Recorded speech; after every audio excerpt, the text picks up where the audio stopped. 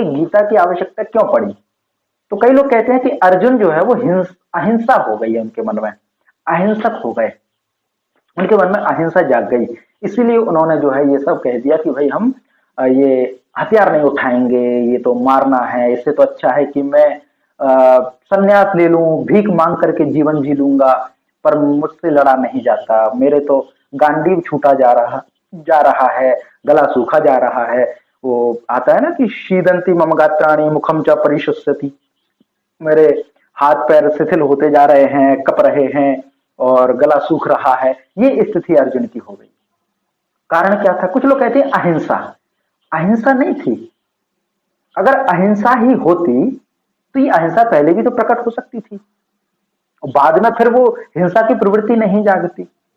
अर्जुन जिस सन्यास की बात कर रहे हैं, अर्जुन जिस सन्यास की बात कर रहे हैं कि मैं तो सन्यासी हो जाऊंगा, तो सन्यासी होकर के वन में निवास करते, पर हिंसा की प्रवृत्ति पूरी तरीके से नष्ट ना होती, अर्जुन सन्यास ले लेते, तो वहां पर वो हिरणों को मारना शुरू कर देते, अन्य जानवरों को मारना शुरू कर देते, वहां भी हिंसा करना शुरू कर देते, वहां भी कुछ ना कुछ करते वो, क्योंकि प्रवृत्ति जब तक नष्ट ना हो तब तक आप किसी भी धर्म को जबरदस्ती मत स्वीकार कीजिए। भगवान श्री कृष्ण इसमें कहते स्वधर्म, स्वधर्म, स्वधर्म अर्थात हमारा अपना धर्म, स्वधर्म, हर एक का अलग धर्म है। जैसे अर्जुन की जो वृत्ति है वो क्षात्र वृत्ति, क्षात्र अर्थात क्षत्रिय, क्षत्रिय वाली वृत्ति, छात्र वृत्ति वाला व्यक्ति जब सन्यास की बात करेगा तो अनुचित है, तो भगवान श्री कृष्ण रोकेंगे कि नहीं, स्वधर्मे निधनम श्रेयः, अपने धर्म में मरना श्रेष्ठ है, ऐसा उपदेश करेंगे।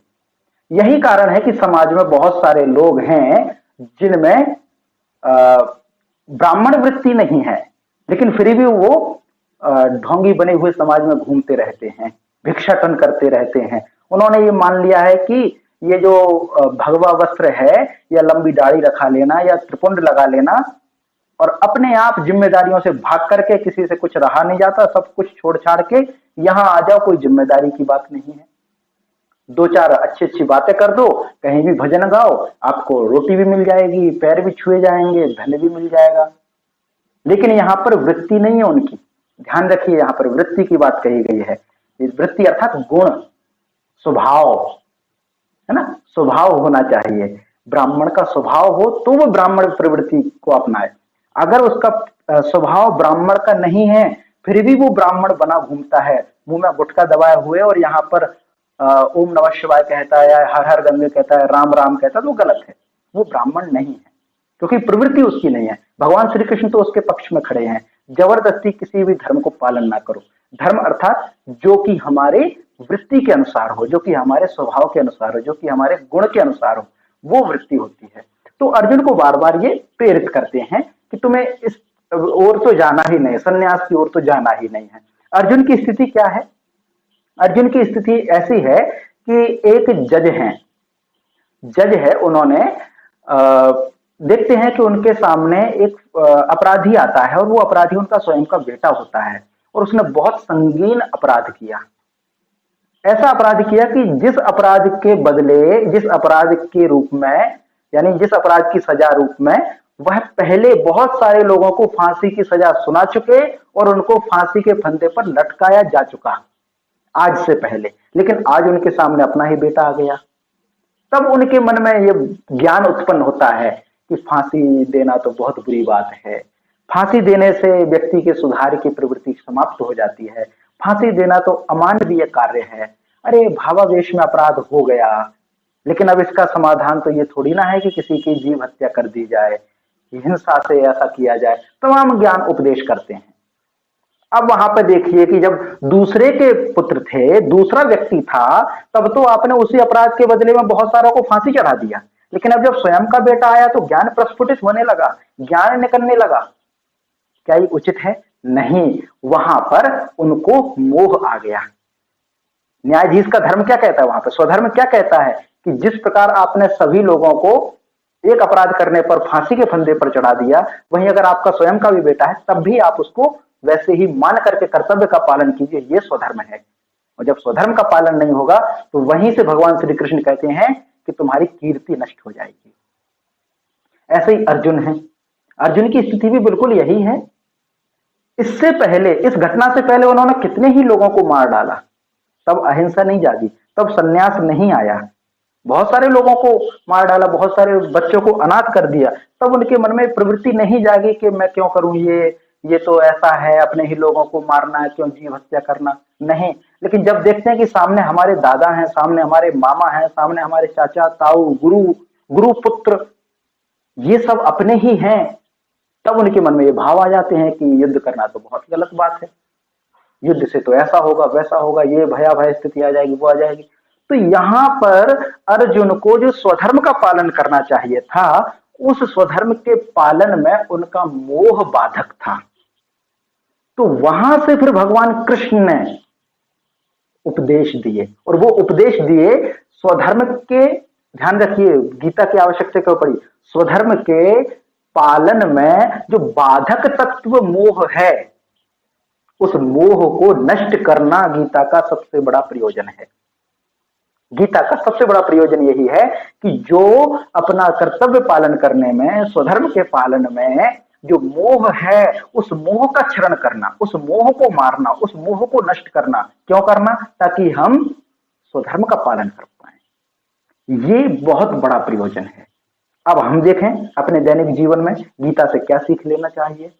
जब हम पढ़ेंगे, अर्जुन का तो मोह नष्ट हो गया, उन्होंने तो अंत में कह दिया करश्य वचनम तब वचनम करश्य, आपके ही वचन करूंगा, जो आप कहोगे वही करूंगा। अर्जुन तो सरेंडर कर गया। पर हम गीता को कई बार पढ़ चुके, लेकिन फिर भी हमारे मन में कई बार ये भावना आ जाती है, सबके मन में मानव स्वभाव है, लेकिन हम कभी विचार नहीं करते कि हमारे स्वधर्म के पालन में, हमारे स्वधर्म के पालन में कौन सी चीजें बाधक रूप में आ जाती हैं। जैसे एक छोटा सा उदाहरण, और भी बातें हो सकती हैं, छोटा सा उदाहरण, मैं यहाँ पर परीक्षा भवन में ड्यूटी कर रहा था, परीक्षा चल रही थी बच्चों की। तो एक पर्यवेक्षक का सामान्य ये रहता है कि भाई ठीक है, मेरे लिए सभी परीक्षा हॉल में बैठे हुए बच्चे मेरे समान हैं। अब उसी कल्पना कीजिए कि मेरा कोई भाई हो, वो शरारत करे, या मेरी ही जाति के कोई लोग हों। हालांकि मैं जातिवाद नहीं मानता हूं, मैं बहुत दूर हूं इनसे और खुले भी कह चुका हूं, लेकिन मान लीजिए कोई मेरा अपना हो, परिचित हो, वहां पर मेरी जिम्मेदारी क्या होगी? ये होगी कि मैं सबको समान मानूं। लेकिन कई बार ऐसा लगे मेरा भाई है, फेल हो जाएगा, चलो इसको बता दो, तो वहां पर अपने स्वधर्म के पालन में बाधा है। तो गीता उस मोह को तोड़ती है, गीता उस मोह को नष्ट करती है, इसलिए ये गीता का उपयोगी है।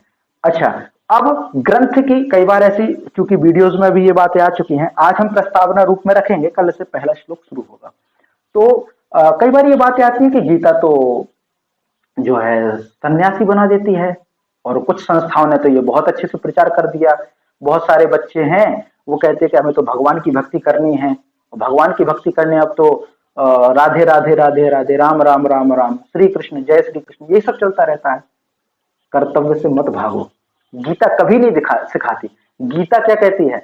वास अर्थात घर, वास ना छोड़ो, वासना छोड़ो, वास ना छोड़ो, वासना छोड़ो। गीता कहती, कई बार क्या है, लोग कहते थे कि मतलब कर्म करने की क्या जरूरत है, कर्म तो करना ही नहीं है, अकर्मण्य हो जाते हैं। तो वहां पे कहते हैं कि गीता कहती है काम ना छोड़ो, काम ना छोड़ो, इच्छाएं छोड़ो, काम को मत छोड़ो, काम तो तुम्हें करना ही है। गीता कभी नहीं सिखाती कि आप अपने कर्तव्यों को छोड़ करके भाग जाओ, कभी नहीं सिखाती। गीता तो हमेशा एक ही कहती है, भागो मत, प्रहार करो। अर्जुन भी तो यही हो रहा था, भाग रहा था, जो लड़ना था भाग रहे थे अर्जुन। तो भगवान श्री कृष्ण ने यही तो कहा, तस्मात् युद्धाय युज्यस्व, इसलिए युद्ध से जुड़ जा, या युद्ध को कर, लड़। भगवान कृष्ण ने यही तो कहा। तो भागो मत, प्रहार करो। जब आततायी दुराचारी व्यक्ति हावी होने लगे, नकारात्मक ताकतें हावी होने लगे, तो हर एक युग कृष्ण आकर के युग अर्जुन को कहता है कि लड़ो, भागो मत, जिम्मेदारियों से भागो मत, उनका सामना करो, उनको चुनौतियां मान करके उनके साथ डटे रहो, ये सिखाता है। तो ये